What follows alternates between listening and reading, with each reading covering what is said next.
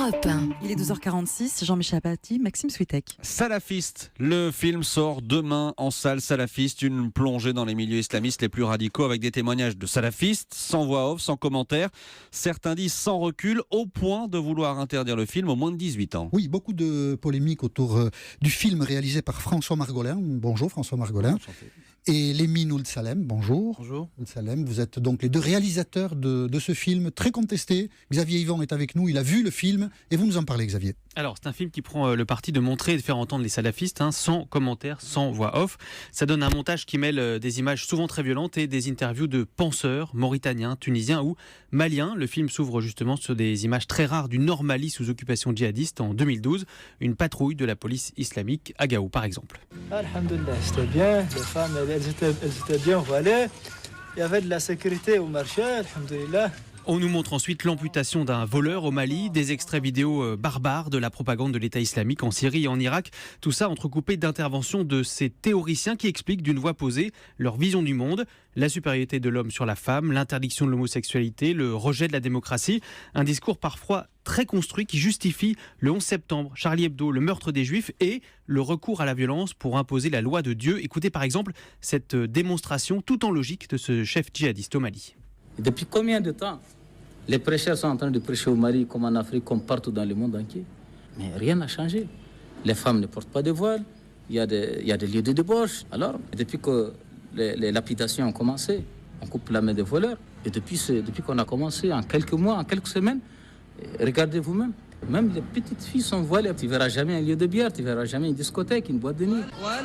Voilà, des propos choquants pour certains de l'apologie du terrorisme. Mais ces propos sont éclairants, dit aujourd'hui Claude Lanzmann, l'immense réalisateur de Shoah, signe une tribune de soutien aux auteurs. Il appelle le gouvernement à ne pas interdire le film. Ce qu'on vous reproche, François Margolin et Lemine Ould Salem, c'est de ne pas avoir mis à distance les propos, de ne pas les avoir contextualisés. Vous donnez la parole et que le spectateur se débrouille, ou que le spectateur se débrouille.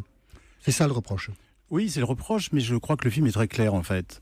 Et que contrairement à ce qu'on dit ici ou là, surtout des gens d'ailleurs qui ne l'ont pas vu, le film prend un véritable point de vue et, si je puis dire, démonte le discours qui est en face. Simplement... En êtes-vous sûr? C'est votre intention? Est-ce qu'elle est reçue comme ça, s'il n'y a pas un appareil critique autour des images et des propos que vous montrez? Mais oui, je ne sais pas pourquoi tout d'un coup sur les salafistes ça devient un problème. Moi j'ai fait dans ma vie des films sur les talibans, j'ai fait des films sur les enfants soldats qui n'étaient pas tous des enfants de cœur, c'est le moins qu'on puisse dire, et ça ne semblait pas poser de problème. C'était la même méthode, il y avait un carton au début pour expliquer notre point de vue, un carton à la fin. Plus attentif parce que oui. L'année 2015 de ce point de vue nous a prévenu beaucoup contre les gens que vous interrogez. Mais bien sûr, mais si vous voulez, c'est justement pour ça qu'on a fait ce film. La sensibilité du public n'est peut-être plus la même, c'est ça que je veux dire. Tout à fait, moi je pense que le contexte... Lemine Ould Salem. Le contexte joue plus ou moins à notre défaveur, plus ou moins.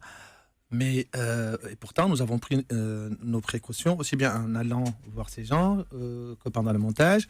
Nous avons cherché, nous étions obsédés par l'idée de se faire manipuler ou pas quand nous étions chez eux. Et quand nous sommes rentrés, pendant le montage, la question que nous nous posions tous les jours, quel rapport avoir avec ce propos, quel rapport avoir avec cette image-là. Et nous avons trouvé... que la meilleure manière de tenir un contre-discours... D'abord, nous l'avons contextualisé, parce que on voit très bien que nous sommes à Tombouctou à un moment donné, on voit très bien dans quel contexte nous nous trouvons, on voit très bien aussi que quand il s'agit d'images de l'État islamique en Irak et en Syrie, on comprend très bien le contexte, et nous avons tenu à produire un contre-discours. Nous ne l'avons même pas produit, nous l'avons trouvé sur place, à Tombouctou notamment, où quand il s'agit du petit Mamti, qui lui est interdit de fumer et qui pensait être lui-même musulman, héritier d'une vieille famille musulmane, et qui dit que c'est une nouvelle religion. C'est beaucoup plus fort que s'il s'agissait même de l'imam de la Mecque, qui aurait eu un discours beaucoup plus conventionnel, beaucoup plus institutionnel. Isabelle Régnier, journaliste au Monde, écrit aujourd'hui ceci: ce film est un spectacle brouillant qui dénote un déficit de réflexion sur le pouvoir des images.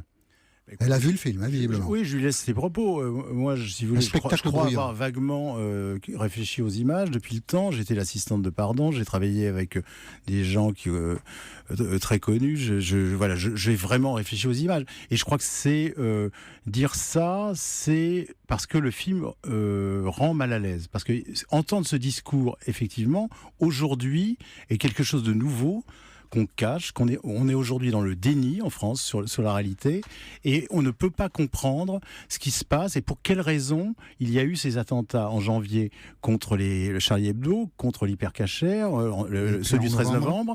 Et je crois qu'en voyant notre film, on le comprend. Est-ce que votre film va sortir? Il doit sortir. Il sort demain, et j'espère que la ministre de la Culture ainsi que le Premier ministre comprendront notre point de vue et écouteront des gens qui sont de véritables références comme Claude Lanzmann. Interdit aux moins de 18 ans? J'espère que non, sinon c'est une catastrophe et une mise à mort du film. Ça doit se décider cet après-midi? Ce soir ou demain matin. Parce que alors, ce film est à l'image de beaucoup d'autres travaux qui ont été publiés avant. Par exemple, le livre de David Thompson, qui est le meilleur des livres sur les djihadistes français.